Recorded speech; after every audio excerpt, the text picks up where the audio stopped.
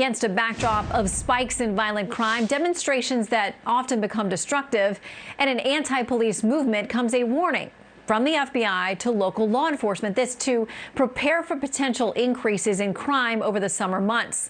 Let's address the issues at hand with civil rights attorney Robert Patillo and former Tucson, Arizona police officer Brandon Tatum. Thank you both for being with us tonight.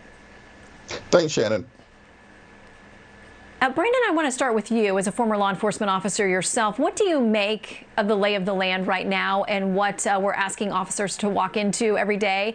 We ask them to risk their lives. They walk into difficult decisions where they have to make split-second decisions and are now under new scrutiny, and in some cases that's warranted. But what's it like for the men and women in uniform right now? You know, they're making this an impossible job to actually work. They want you to be a superhero where they feel like you got to go out and be perfect and you can't, and there's no mistakes to be made. And they want to act as if there's some kind of magical training that you can give police officers that'll stop criminals from pulling guns on them and resisting arrest. So I think they're setting a landscape of degrading law enforcement, which is going to cause a lot of law enforcement officers to not apply, or people who want to be or interested to not apply, and people to not proactively police. They're destroying our country, and they're destroying it from the inside out, starting with law enforcement. Well, and there are questions people ask about the division, about where we go from here. Melissa Chens tweeting this. She's a journalist over at Spectator USA.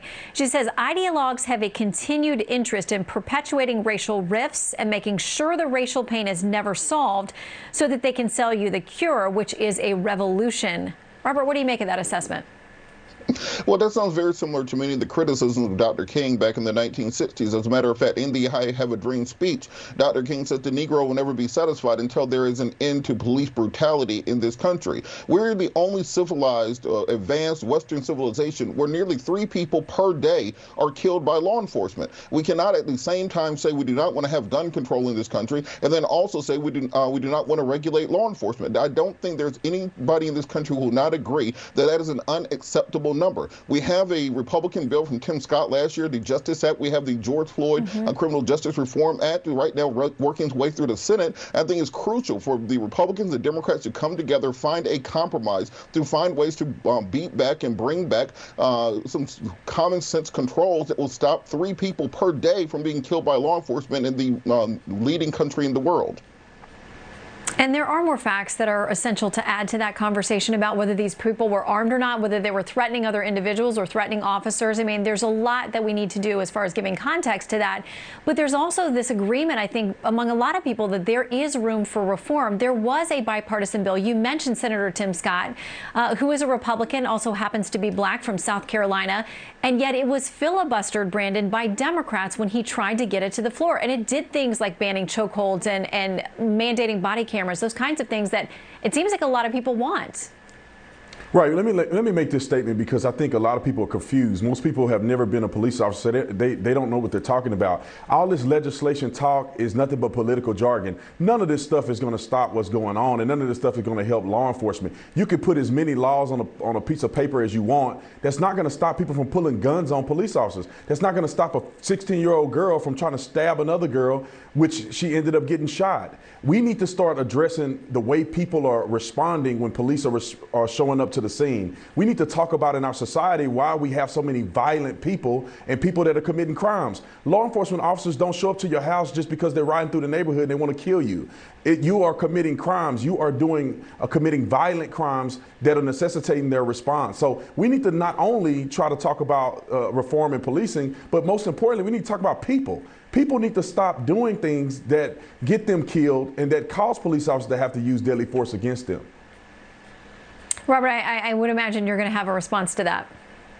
Well, I agree with Brandon's point. It would be nice for all of us to live in Narnia or somewhere in Eudaimonium, but in reality, we have police officers who are highly trained, who are deputized under the Constitution of the United States of America, who wear a flag on their arm representing this nation, and because of that, they're held to a higher standard than a 16-year-old girl. And let's understand, Dylan Roof killed 8 people and went to Burger King. The killer in Kenosha, Wisconsin, walked off with an AR-15 and and went home that night and had to turn himself in days later. So this idea that you cannot train officers to not murder children simply because they are in a fight, they cannot de-escalate, they cannot give verbal commands, they cannot use any of the non-violent tools at their disposal, and we need to fix society instead of telling police officers to do their job in the proper manner, I think it's ridiculous to most Americans. I'm a lawyer. If I get one of my clients the death penalty, I get disbarred and I get disciplined. If you're a doctor and you kill one of your patients, you get sued for medical malpractice and you face discipline. This idea that police should be able to act with impunity is antithetical to the entire Bill of Rights of our nation. The first 10 amendments, about 5 of them are about controlling the government's ability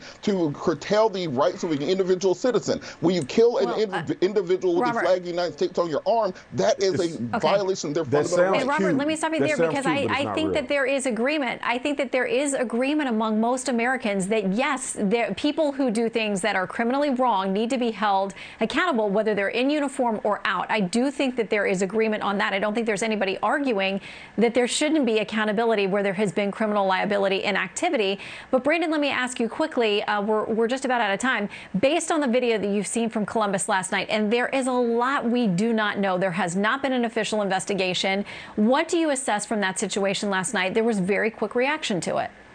Yeah, well, the gentleman is making false equivalence, but however, this case is a young lady is trying to stab another girl to death. A police officer has the right and has the responsibility to protect the life of other people. So if a girl is going to get stabbed to death, the police officer has to use deadly force against that person in order to save a person's life. I don't know why we're still talking about this and making false equivalence. When you're talking about people who are getting let off and just going to Burger King, these people are surrendering. They're not actively stabbing people in front of a police officer. So we need to make a real conversation, and maybe we can have some unity in changing things.